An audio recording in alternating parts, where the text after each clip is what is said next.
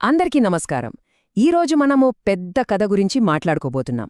2026లో ఇండియాకి, యూరోపియన్ యూనియన్కి మధ్య ఒక భారీ ట్రేడ్ డీల్ జరిగింది. అయితే ఇది మామూలుగా జరిగిన ఒప్పందం కాదండి. ప్రపంచమంతా అల్లకల్లోలంగా ఉన్నప్పుడు ఒక పెద్ద సంక్షోభం మధ్యలో పుట్టిన కథ ఇది.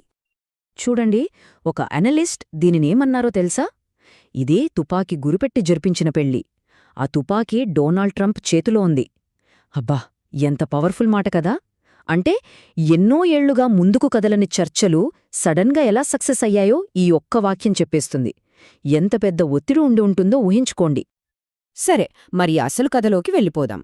ఈ చారిత్రాత్మక ఒప్పందం వెలుకున్న ఆ పొలిటికల్ డ్రామా ఏంటి, ఆ సంక్షోభమేంటి తెలుసుకుందాం రండి. ఓకే, ఈ డీల్ని మనం పూర్తిగా అర్థం చేసుకోవాలంటే ఫస్ట్ మనం టైంలో కొంచెం వెనక్కి వెళ్ళాలి. అసలు దీనికి కారణమైన సంక్షోభం ఏంతో చూడాలి. అదే 2025-26 మధ్య ప్రపంచాన్ని కుదిపేసిన ట్రంప్ షాక్. అసలు ఎంత వేగంగా జరిగిపోయిందో చూడండి. ఏప్రిల్ 2025లో ఇండియా రష్యా నుంచి ఆయిల్ కొంటుందని అమెరికా 25% టారిఫ్ వేసింది. ఆగస్టొచ్చేసరికి దాన్ని ఏకంగా 50%కి పెంచేసింది. ఇక జనవరి 2026లో యూరప్లోని 8 దేశాల మీద కూడా టారిఫ్లు పెడతామని బెదిరించింది. సరిగ్గా 10 రోజుల తర్వాత జనవరి 27న India Europe trade deal sign అయిపోయింది.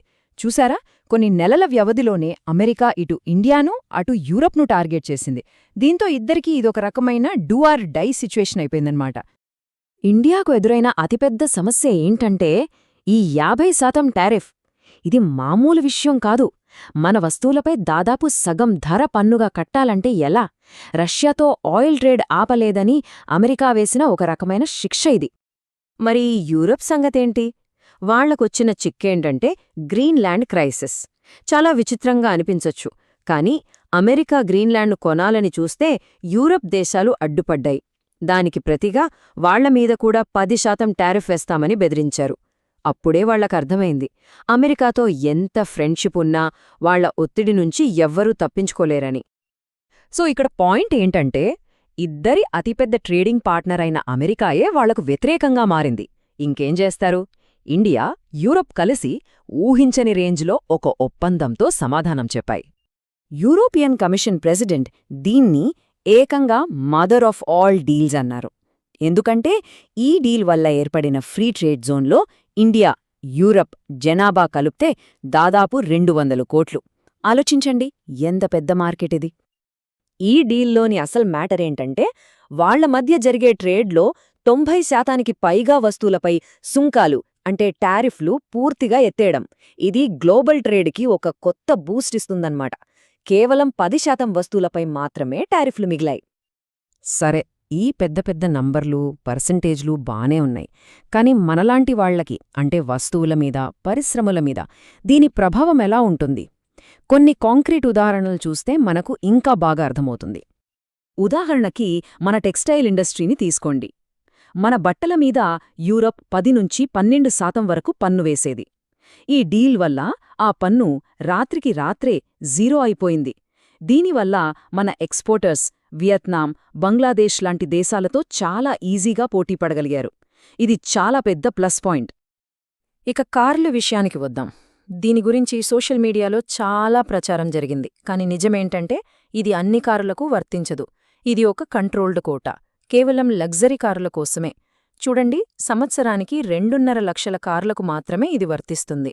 అదీ కూడా కనీసం 15,000 యూరోల విలువ, అంటే దాదాపు 13-14 లక్షల రూపాయల కంటే ఎక్కువ విలువైన కారులపైనే. ఆ కార్లపై ఉన్న 70-110% భారీ పన్నును నెమ్మదిగా 5-10 ఏళ్లలో కేవలం 10%కి తగ్గిస్తారు. దీనివల్ల వచ్చే మార్పు ఎంత పెద్దదో చూడండి. ఈ డీల్కు ముందు ఓ 30 లక్షల బేస్ ప్రైజ్ ఉన్న యూరోపియన్ లగ్జరీ కారు మన రోడ్లమీదకొచ్చేసరికి అన్ని పన్నులతో కలిపి ₹1,00,00,000 దాటిపోయేది. కాని ఈ డీల్ తర్వాత అదే కారు ఇప్పుడు 60-70 లక్షలకే దొరికే అవకాశం ఏర్పడింది. అంటే చాలా మందికి లగ్జరీ కార్లు కాస్త అందుబాటులోకి వస్తాయన్నమాట. అంతా బాగుంది కదా, కానీ ఈ డీల్లో ఒక పెద్ద ట్విస్ట్ ఉంది. ఇదొక దాగియున్న గోడలాంటిదే. ఈ సవాలు మామూలు టారిఫ్ల రూపంలో రాలేదు, క్లైమేట్ చేంజ్ పాలసీ రూపంలో వచ్చింది. మరి ఇదొక పర్ఫెక్ట్ డీల్ అని చెప్పగలమా? చెప్పలేం. ఎందుకంటే ఒకవైపు పన్నులు తీసేశారు, కానీ మరోవైపు అంతకంటే పెద్ద ఖరీదైన అడ్డంకి ఒకటి రెడీగా ఉంది. దాని పేరే CBAM, అంటే కార్బన్ బోర్డర్ అడ్జస్ట్మెంట్ మెకానిజం. సింపుల్గా చెప్పాలంటే ఇది ఒక పొల్యూషన్ ట్యాక్స్. అంటే ఇండియాలో ఒక వస్తువును తయారు చేయడానికి ఎంత కార్బన్ విడుదలైందో లెక్కగట్టి దానిమీద యూరప్ వాళ్లు వాళ్ల సరిహద్దు దగ్గర పన్ను వేస్తారు. మన స్టీల్ ఇండస్ట్రీని ఉదాహరణగా తీసుకుంటే పరిస్థితి ఎలా ఉందో చూడండి. ఇంతకు ముందు వాళ్లు 5% దిగుమతి సుంకం కట్టేవాళ్లు. ఈ డీల్ వల్ల అది పోయింది, సంతోషమే. కానీ దాని బదులిప్పుడు ఈ కొత్త కార్బన్ ట్యాక్స్ రూపంలో ఏకంగా 20% వరకు కట్టాల్సి రావచ్చు. అంటే లాభం కంటే నష్టమే ఎక్కువన్నమాట. సరే, మరి డీల్ వల్ల గ్లోబల్ పాలిటిక్స్లో ఏం జరిగింది? ప్రపంచ దేశాలు ఎలా రియాక్ట్ అయ్యాయి? ముఖ్యంగా వాషింగ్టన్ నుంచి వచ్చిన రియాక్షన్ చాలా షార్ప్గా, సీరియస్గా ఉంది. అప్పటి America treasury secretary Scott Besant ఏమన్నారంటే, ఈ ట్రేడ్ డీల్పై సంతకం చేసి EU తమకు వ్యతిరేకంగా జరిగే యుద్ధానికి తామే ఫండింగ్ చేసుకుంటోంది. ఆయన ఉద్దేశమేంటంటే, ఇండియా రష్యా నుంచి క్రూడ్ ఆయిల్ కొని దాన్ని రిఫైన్ చేసి యూరప్కు అమ్ముతోంది. ఈ డీల్ వల్ల అది ఇంకా సులభమవుతోంది. అంటే పరోక్షంగా రష్యాకు డబ్బులు వెళ్తున్నాయని, ఆంక్షలు నీరుగారిపోతున్నాయని వాళ్ళ ఆరోపణ.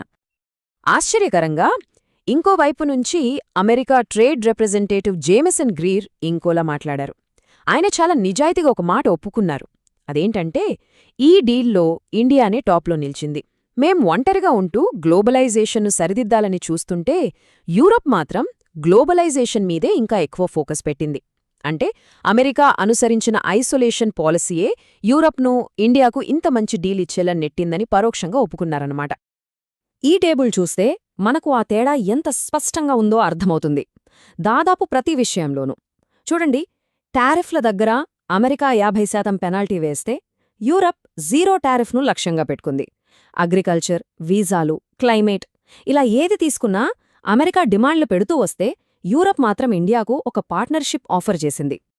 సో ప్రపంచమంతా ప్రొటెక్షనిజం అంటే మా దేశం మాకే అనే ధోరణి పెరుగుతున్న టైంలో ఇండియా, యూరప్ మాత్రం కలిసికట్టుగా ఒక కొత్త దారిని చూపించాయి. ఇది మనందరి ముందు ఒక పెద్ద ప్రశ్నను ఉంచుతోంది.